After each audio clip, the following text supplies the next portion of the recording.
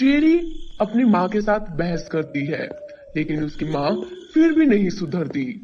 Cherry भले ही चीनी को नीचा दिखाती थी, लेकिन चीनी के बर्ताव में बदलाव के कारण उसे बहुत दुख हो रहा था। वो समझ गई थी कि पैसा ही सब कुछ नहीं होता, इंसान की दोस्ती बहुत बड़ी चीज होती है। लेकिन ये बात वो अपनी माँ को नहीं समझा पा रही थी। इधर चीनी और उसकी मम्मी जरूरत का सारा सामान अब पेन से ही लाने लगी थी, इसलिए जादुई पेन उन्हें जरूरत की सारी चीजें देता। अजी देखिए, घर खर्च के लिए आपने जो 20,000 रुपए दिए थे ना, ये मैंने सारे बचा लिए। अरे तो तुम घर का खर्चा कैसे चला रही हो? अरे वो तो मेरे पास कुछ जमा पैसे रखे थे, इसलिए मैं चला रही हूँ। अजी मुझे आपसे एक बात करनी है। हाँ हाँ बोलो, वैसे तुमने इतना पैसा बचाकर मुझे खुश कर दिया है। मैं अपना कुछ काम शुरू करना चाहती हूँ। काम? कैसा काम? मैं अपना साड़ियों का बिजनेस शुरू करना चाहती हूँ। साड़ियों का? लेकिन उसके लिए पैसा कहाँ से आएगा? ये इतना पैसा तो मैंने बचाया ही है, अब थोड़ा और पैसा बचाकर, पर बस मैं आपकी परमिशन चाहती हूँ। अच्छा ठीक है, कर ही लो, पैसा ही तो कमाओगी। चीनी और उसकी मम्मी बहुत खुश होते हैं। वो पेन से साड़ियां बनाते हैं और ढेर सारी साड़ियां उनके पास हो जाती है। अब उन्होंने साड़ियों की दुकान लगा ली थी और चीनी की मम्मी खुद भी नई नई साड़ियां पहनती थी।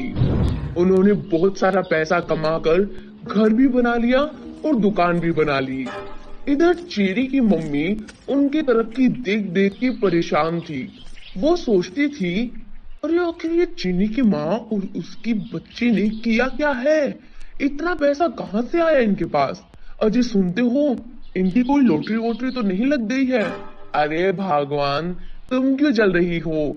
हमारे पास कौन सी पैसे की कमी है? अरे पैसे की कमी तो नहीं है, लेकिन पता तो होना चाहिए ना कि हो क्या रहा है सब जगह। तुम जाओ, तुमसे कुछ नहीं होगा, मुझे ही पता लगाना पड़ेगा। चेरी की माँ चीनी और उसकी मम्मी पर नजर रखने लगी। एक दिन उसने कमरे की खिड़की से झांक कर देख लिया कि चीनी और उसकी मम्मी ढेर सारे सामान बना रही थी। फिर क्या था, उसके दिमाग में एक आइडिया आया। वो साड़ी खरीदने के बहाने गई और उसने जादुई पेन को चुरा लिया।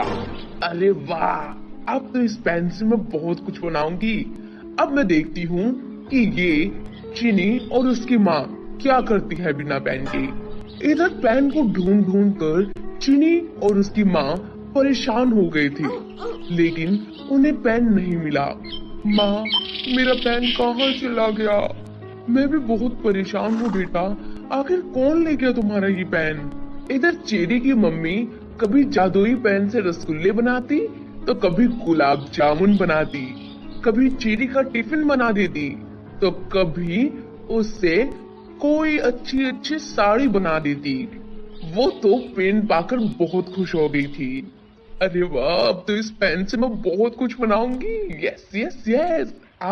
मैं एक काम करती हूँ, मैं सोने की चूड़ियां बनाती हूँ। चेरी की मम्मी पेन से सोने की चूड़ियां बनाने लगी और उतने में ही चूड़ियां वहां पर आ गई। ये देखकर वो बहुत खुश हो गई। आहा, मेरे सोने के कंगन, अरे वाह, अब क्या बनाऊं, अब क्या बनाऊं, अब क्या बनाऊं? इधर चेरी का नौकर रामू ये सारी घटना देख रहा था। वो पेन को देखकर हैरान था। उसे एक आइडिया आया। उसने जादुई पेन को चुरा लिया और उससे एक बंदूक बनाई। उसने उस बंदूक से चेरी और उसकी मम्मी दोनों को किडनैप कर लिया। हे, अपने हाथ हवा में उठाओ।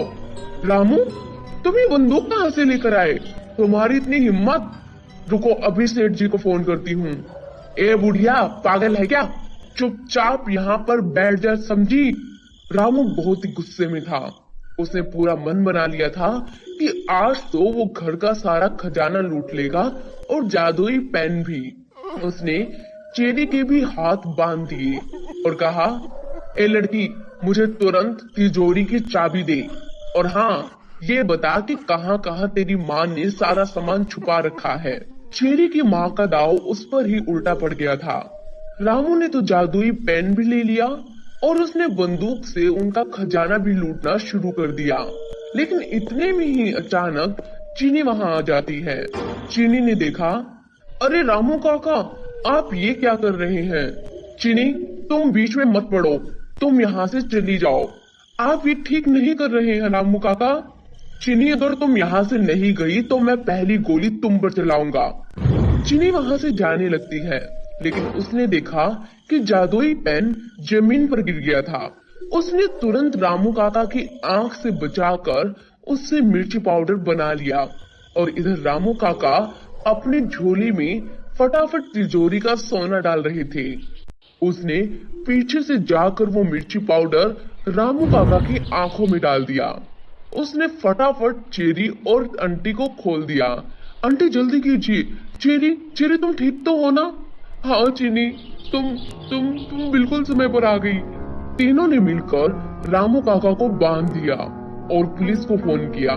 चीनी, ये पेन तुम्हारा है, मेरी माँ ने चुरा लिया था, है ना? ऐसा ही है ना? हाँ बेटा, हाँ मैंने ही चोरी की थी, मैंने चीनी का पेन ले लिया था। लो बेटा, ये पेन तुम्हारा है। आज अगर तुम ना आती तो मुझे और मेरी बच्ची को तो ये रामू मार ही डालता।